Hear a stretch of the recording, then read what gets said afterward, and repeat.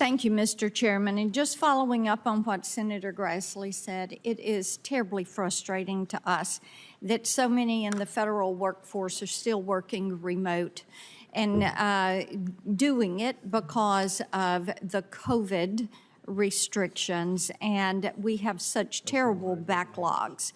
When you look at SSA, when you look at the VA, when you look at these different agencies, people cannot get answers. There are backlogs of cases, and it continues to be frustrating to the people that we represent.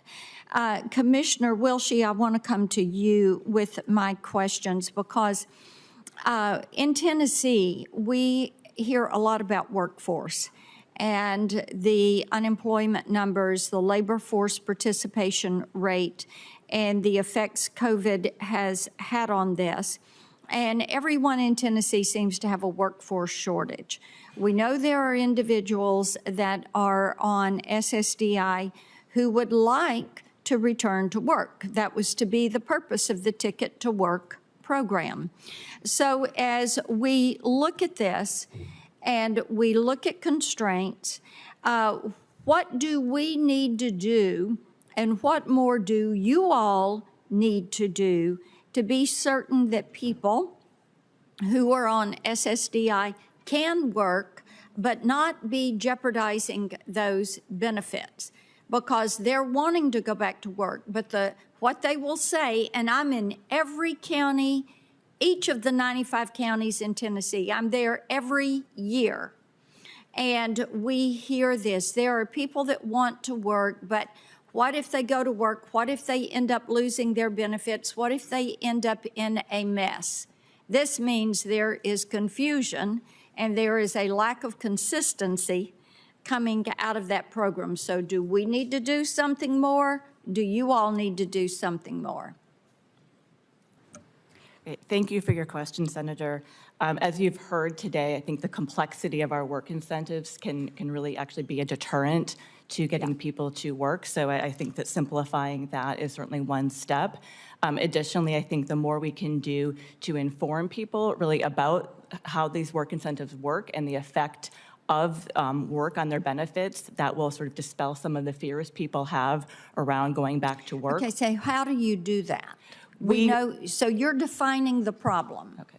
Mm-hmm. But then how do you translate that to recipients and enrollees so they know they're not going to jeopardize their benefits if they get in the workforce? Because that's what they would like, is to be back in the workforce.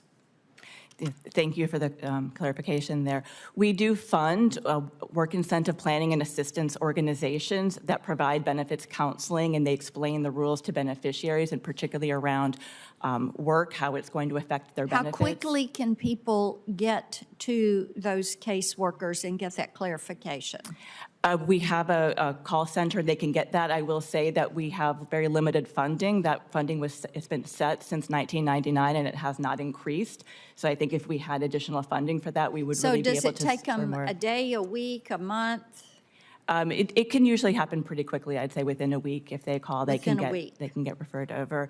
And the last thing I would say is that we do need sufficient funding and staffing to be able to process those wage reports when we get them in the field offices. Okay, let me ask you this. If people showed back up to work in person, would that help you to pick up the pace a little bit? I think it's really a matter of having the right number of people rather than where they are. I think. What about the right number of people who are actually working 40 hours a week? I think they're working 40 hours a week, whether they're working remotely or in the field offices. You think so? I do. Okay, do you think so?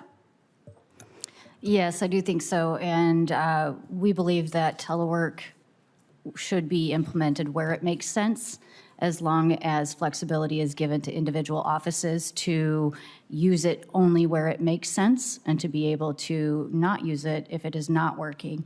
Because on the front lines, we do run into problems where there will not be enough workers in the office to serve our walk-in traffic, and we do have to recall teleworkers, and we do that regularly where needed. As long as we have those flexibilities, I do believe that those who are working on telework are working to their full capabilities. Okay.